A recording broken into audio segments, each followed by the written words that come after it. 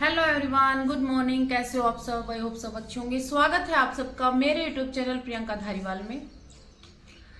तो गाइज, मेरे मन में कई दिन से एक बात चल रही है, तो मैं कई दिन से सोच रही हूँ आप लोगों के साथ वो बात शेयर करने की, लेकिन आज मैं वो बात आप लोगों के साथ शेयर करूंगी। तो गाइज, मैं आप लोगों को जब अपने ससुराल की बातें बताती हूँ, मेरे साथ क्या हुआ था और वो लोग कैसे हैं, तो जब जब मैं उनकी बात बताती हूँ तो मैं क्या कह के बोलती हूँ, जैसे मेरे ससुर ये, मेरे ससुर, मेरी सास, मेरा देवर, मेरे पति, मेरी ननद, ऐसे करके मैं आप लोगों को उनकी बातें बताती हूँ। तो गाइज, मेरी यूट्यूब फैमिली से ही कई बहनें हैं, कई दीदी हैं जो मुझसे बड़ी हैं, और कुछ अंकल हैं, कुछ आंटियां हैं, कुछ भाई हैं। तो वो करके कईयों ने ये बात बोली है कि कमेंट में कि आप ना उनको मेरा पति, मेरी सास, मेरा देवर ऐसे नहीं बोलो, वो लोग घटिया लोग हैं, उनको अपना कह के मत बोलो, वो आपके कुछ नहीं है। आप उनको घटिया लोग कह के बोल सकते हो, लेकिन आप उन्हें अपना मत बोलो। तो गाइज, ये कमेंट मेरे पास कई दिन से आ रहे थे, लेकिन कमेंट बॉक्स में मैं इतना खुलकर इनका जवाब नहीं दे पाऊंगी, तो मैं आज वीडियो के जरिए आप लोगों के बारे में बात करूंगी। तो गाइस, सबसे पहले तो मैं, जो मेरी यूट्यूब फैमिली है, अंकल हैं, आंटी हैं, दीदी हैं, बहनें हैं, भाई हैं, सबसे हाथ जोड़कर दिल से धन्यवाद करती हूँ कि आप लोग मेरे बारे में इतना सोचते हो, इतना अच्छा सोचते हो, मेरी चिंता करते हो, मेरे बच्चों की, मेरे परिवार की इतनी केयर करते हो। और मैं जानती हूँ आप लोग मुझसे दिल से जुड़ चुके हो, तभी आप ऐसे कमेंट करते हो कि दीदी आप उनको ऐसा मत बोलो, मतलब मेरा कह के मत बोलो। तो ऐसा कोई तभी कहता है जब एक दिल से परिवार जुड़ जाता है ना। चाहे बेशक हमारा खून का रिश्ता नहीं है, लेकिन दिल का रिश्ता बना है। तो ऐसा कोई तभी कहता है जब एक दिल से परिवार जुड़ जाता है ना। चाहे बेशक हमारा खून का रिश्ता नहीं है, लेकिन दिल का रिश्ता बना है। तो आप लोगों का मैं, मतलब मेरे पास कोई शब्द नहीं है कि मैं आप लोगों को से कैसे क्या बोलूं, कैसे शुक्रिया अदा करूं। तो भाई, दिल से धन्यवाद कि आप लोग मुझे इतना प्यार दे रहे हो। बाकी गाइज, मेरी मजबूरी है जो मुझे ये कह के कि मेरा ससुर, मेरी सास, मेरा देवर, ये सब बोलना पड़ता है। मजबूरी क्या है वो मैं आज आप लोगों को बताती हूँ। आप लोग तो मुझसे जुड़ चुके हो, चैनल से भी, मुझसे भी दिल से जुड़ चुके हो, तो आप लोग तो जानते हो मैं किसके बारे में बात कर रही हूँ। अगर मैं ये बात भी बोलूंगी ना, वो घटिया आदमी, वो घटिया औरत, तो आप लोग समझ जाओगे। आप लोग मुझसे दिल से जुड़ चुके हो। आप मेरे पुरानी वीडियोस भी देखते हो, देख ली हैं और देख भी रहे हो, तो आप लोग तो समझ जाओगे मैं किसके बारे में ये बात बोल रही हूँ। लेकिन गाइस, जो न्यू फैमिली मेंबर आते हैं यूट्यूब पर, जो आपकी तरह आगे जैसे फैमिली बड़ी होगी, तो न्यू फैमिली मेंबर जो आते हैं, न्यू सब्सक्राइबर आते हैं, वो लोग गाइस इस चीज को नहीं समझेंगे। अगर मैं बोलूंगी वो घटिया इंसान, वो घटिया आदमी, तो वो लोग इस चीज को नहीं समझेंगे। वो सोचेंगे पता नहीं किसके बारे में बात कर रही है। उनको समझाने के लिए कि मैं किसके बारे में बात कर रही हूँ, तो मुझे ये बोलना पड़ता है, ना चाहते हुए भी। मेरी भी मजबूरी है, नहीं तो उन घटिया आदमियों को मैं आप लोगों से ज्यादा जानती हूँ। मैं उनके बीच, उन जानवरों के बीच रह के आई हूँ, तो मजबूरन मुझे ये बोलना पड़ता है। तो गाइस, आप मेरी यूट्यूब फैमिली हो और हम आपस में दिल से जुड़ चुके हैं। गाइज, जब कभी मैं लाइव नहीं आती ना, तो मैं जानती हूँ, मुझे ऐसा लगता है कि जैसे मेरा कुछ छूट गया, मैंने पता नहीं क्या खो दिया आज। तो मेरे को ऐसे ना अजीब सी बेचैनी रहती है। तो गाइज, जैसे आप लोगों को अच्छा नहीं लगता ना मैं उनको अपना बोलूं, ऐसे ही मुझे भी अच्छा नहीं लगता मैं उन लोगों को, उन घटिया लोगों को अपना बोलूं। तो गाइज, आप लोग प्लीज मेरी मजबूरी समझें, मैं जानबूझ के नहीं बोलती उन लोगों को। बाकी गाइज, मेरा उन लोगों से कोई लेना देना नहीं है, ना मुझे उन लोगों से कोई मतलब है, ना मेरे दिल में उन लोगों के लिए कोई फीलिंग बची है। आप लोग निश्चिंत रहे, मेरा अब उन लोगों से कोई रिश्ता नहीं है, ना मैं वहां कभी जाऊंगी। हाँ इतना है, ना मैं वहां जाऊंगी और ना उसे कभी तलाक दूंगी। और भाई कुछ बहनों के कमेंट आ रहे हैं कि दीदी आप भूल कर भी वहां मत जाना, उन घटिया लोगों के बीच मत जाना। बहुत कमेंट आए हैं भाई मेरे पास कि आप मत जाना, आप उनकी बातों में मत आना। तो बहनों, दीदी और भाई जो भी अंकल आंटी हैं, भाई हैं, आप लोग बिल्कुल बेफिक्र रहें, निश्चिंत रहें। मैं कहीं नहीं जा रही, क्योंकि मैं आप लोगों से ज्यादा जानती हूँ उन घटिया लोगों को, वो लोग कैसे हैं। तो गाइस सच पूछो ना तो अब मुझे 1% भी पछतावा नहीं है उस घर को छोड़ने का। हाँ जब मैं यहाँ आई थी एक दो महीने मुझे ये रहा था कि वो घर, जिस घर को मैंने अपने खून पसीने मेहनत से, इन हाथों से एक एक ईंटें साफ करके उस घर में मैंने लगाई है। पैसे तो लोग लगाते हैं, लेकिन मैंने उस घर में अपना सब कुछ मतलब मेहनत, खून पसीना, पैसे, यहां तक कि एक सबसे अनमोल चीज जो कि कभी वापस नहीं आ सकती, जो पैसों से भी वापस नहीं आ सकती, पैसे भी खरीद के नहीं ला सकते, उस घर के लिए मैंने अपना सब कुछ गवा दिया। तो गाइस देखिए, पैसे तो आनी जानी चीज है, आज उन लोगों के पास है, कल हमारे पास होंगे।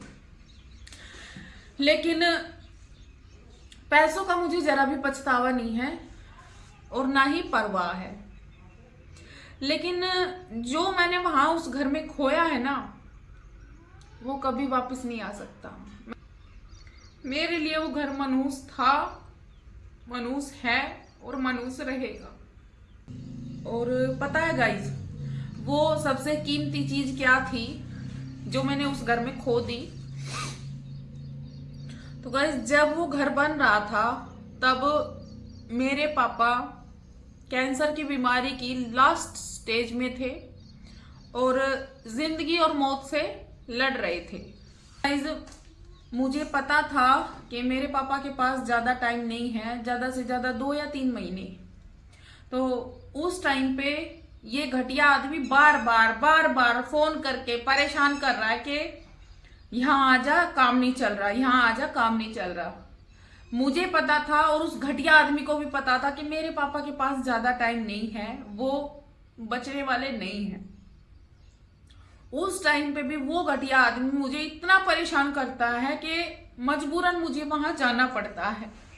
क्योंकि गाइस मुझे पता था, मेरे परिवार को पता था, लेकिन हमने मेरे पापा को नहीं बताया था कि उनको कैंसर है और वो भी लास्ट स्टेज। तो मेरे पापा, जब मैं नहीं जा रही थी तो मेरे पापा ने ये बात बोली कि चली जा बेटा, वो भी घर है, अपना घर तो देखना ही पड़ता है। मैं बीमार हूं, मैं ठीक हो जाऊंगा, कौन सा मैं कहीं भागा जा रहा हूं, फिर आ जाना, लेकिन जाके अपना घर संभाल। तो मैं अपने पापा को ये कैसे बोलूं कि आपके पास ज्यादा टाइम नहीं है, मुझे आपके साथ रुकना है। तो ना चाहते हुए भी मुझे वहां जाना पड़ा।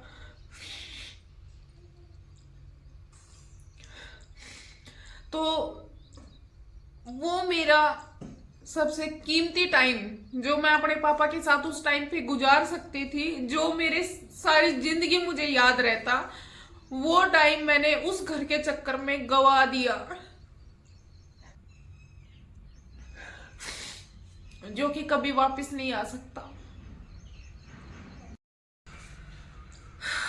तो गाइस, उस घटिया एहसान फरामोश आदमी ने खुद तो कभी मेरे माँ बाप की कोई हालचाल पूछा नहीं, कभी कोई मतलब नहीं रखा। इतना जिसमें कि मेरे मम्मी पापा ने, मेरे भाई बहनों ने इतना किया है उस आदमी के लिए, फिर भी उसने कभी मेरे पापा से हालचाल पूछना तो छोड़ो, मुझे भी उनके पास नहीं रहने दिया। ना कभी मुझे मेरे घर वालों के पास इतने दिन छोड़ा कि मेरी शादी को 10 साल हो गए, कभी भी उस बंदे ने, मैंने ये बोला हो ना कि मेरी मम्मी की तबीयत खराब है, कुछ दिन में चली जाऊं, मेरे पापा की तबीयत खराब है, ये तो उस टाइम पे चलो मेरे पापा को ज्यादा ही दिक्कत थी, तब भी नहीं छोड़ा। लेकिन भाई ये है कि मायके में हारी हरकत होती है तो बेटी को याद भी करते हैं कि भाई आ जा कुछ दिन के लिए, लेकिन उस बंदे ने मुझे कभी भी नहीं छोड़ा। तो गाइज मुझे आज भी वो दिन याद है जब मेरे पापा ने मुझे भेज तो दिया जबरदस्ती कि जाओ भाई अपना घर संभालो, मैं ठीक हूँ, मैं ठीक हो जाऊंगा, मैं कौन सा कहीं जा रहा हूँ, तो फिर आ जाना। तो मुझे ऐसा बोल के भेज तो दिया, लेकिन वहां भी मेरा मन नहीं लग रहा था। मैं दिन रात बस पापा की चिंता, और वहां भी मैं रोती रहती थी। तो मैं जहाँ पे मकान बन रहा था मैं वहीं पे थी, और मेरे पास पापा की वीडियो कॉल आई, और पापा को ये था कि पता नहीं उन्होंने जिक्र सुना था शायद कि मैं रो रही हूँ, तो उन्होंने मुझे बोला कि रो मत, तू 2-4 दिन में फिर आ जाना। तो फिर पापा बोले कि चल तेरा घर दिखा, मैं तेरा घर देखना चाहता हूँ।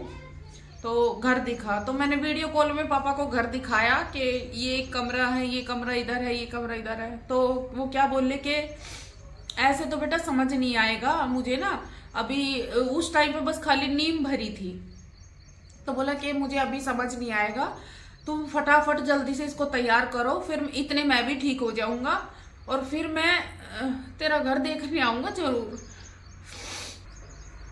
लेकिन जब तक गाइस वो मनहूस घर बन के तैयार हुआ तब तक तो मेरे पापा थे ही नहीं, चले गए। मेरे पापा नहीं देख पाए, मेरे लिए वो घर मनहूस साबित हुआ। गाइस उस घटिया आदमी के घर को बसाने में मैंने अपनी तरफ से कोई कसर नहीं छोड़ी, अपनी जी जान लगा दी उस घर में। तो गाइस यहाँ तक कि मैंने उसकी अनपढ़ता को भी एक्सेप्ट कर लिया। शक्ल सूरत तो मैंने कभी सोची नहीं, कभी इस बारे में। यहाँ तक कि उस जाहिल गवार के माँ बाप भाई बहन सबकी मार गाली गलौज सब कुछ बर्दाश्त किया, सिर्फ इसलिए कि घर बसा रह जाए।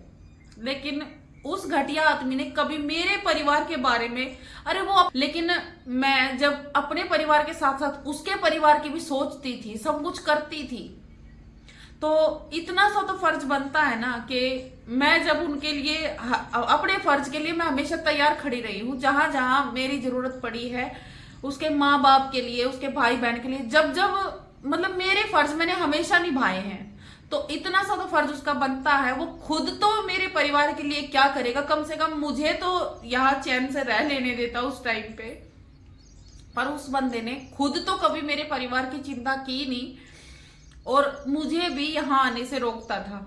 मन उदास है, मुझे घर जाना है, थोड़ा मतलब घर की याद आ रही है, तो क्या बोलता कि अब यही तेरा घर है ससुराल, मायका वायका कुछ नहीं होता।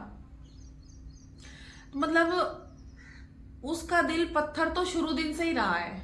उसने ना कभी मेरे बारे में, मेरे मायके वालों के बारे में कभी नहीं सोचा। तो गाइज माँ बाप बेटी को पढ़ाते हैं, लिखाते हैं, पालते हैं, पोसते हैं, फिर शादी करके भेज देते हैं। क्या इसीलिए कि जब माँ बाप को हमारी जरूरत पड़े तो हम घंटों घंटों इन घटिया लोगों के सामने गिड़गिड़ाएं कि प्लीज मम्मी पापा बुला रहे हैं, प्लीज भेज दो, 2 दिन के लिए भेज दो, 4 दिन के लिए भेज दो। क्या इसीलिए बेटी की शादी की जाती है?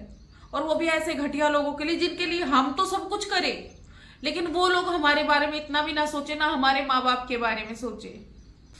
हम उनकी इजाजत के बिना अपने माँ बाप से मिलने भी नहीं आ सकते। तो गाइज ऐसी ससुराल कौन जाना चाहेगा जहां अपने माँ बाप से मिलने के लिए, अपने भाई बहन से मिलने के लिए घंटों घंटों, 2-2 दिन, 4-4 दिन गिड़गिड़ाना पड़े ऐसे घटिया लोगों के सामने। और गाइज उस घटिया आदमी का वो चेहरा जो उस दिन मुझे उसने जानवरों की तरह मारा था, पीटा था, वो चेहरा तो मैं उसका कभी ना तो आज तक भूल पाई हूं, ना कभी आगे भूल पाऊंगी। उस आदमी से अलग होके मुझे बिल्कुल भी पछतावा नहीं है, बल्कि मुझे खुशी है कि मैं उस दलदल से बाहर निकल के आई और अब कम से कम मैं अपनी मर्जी से जी तो सकूंगी। जब जब मेरी माँ भाई बहन को मेरी जरूरत होगी मैं उनके पास आ पाऊंगी। कम से कम मुझे उन घटिया लोगों के सामने मिन्नतें नहीं करनी पड़ेंगी, तो मैं अपनी मर्जी से अपनी जिंदगी जी पाऊंगी। तो गाइज जो फैसला मैंने ले लिया सो ले लिया, वो मैं अब नहीं बदलूंगी। ना मैं वहां जाऊंगी, ना मैं तलाक दूंगी। हाँ, मैं मानती हूँ एक अकेली माँ के लिए बच्चों की परवरिश करना आसान नहीं है, बच्चों को पालना आसान नहीं है, लेकिन नामुमकिन भी नहीं है। तो मैं अपनी जी जान लगा दूंगी अपने बच्चों के लिए, अपने लिए। बाकी गाइस मुझे मेरे बजरंग बली पर पूरा भरोसा है, और आप लोग साथ हैं तो मेरा रास्ता और आसान हो जाएगा। तो गाइज आप लोग ऐसे ही मुझे सपोर्ट करते रहिएगा। आप लोगों के सपोर्ट से मुझे बहुत हिम्मत मिलती है। बस आप लोग मुझे ऐसे ही सपोर्ट करते रहिएगा, मैं सब कुछ कर लूंगी। तो गाइज प्लीज ऐसे ही मेरा साथ देते रहिएगा, मुझे अपना प्यार देते रहिएगा, जैसे अभी तक देते आए हो ऐसे ही। तो गाइज आज के लिए इतना ही था, मिलते हैं नेक्स्ट वीडियो में, तब तक के लिए राम राम।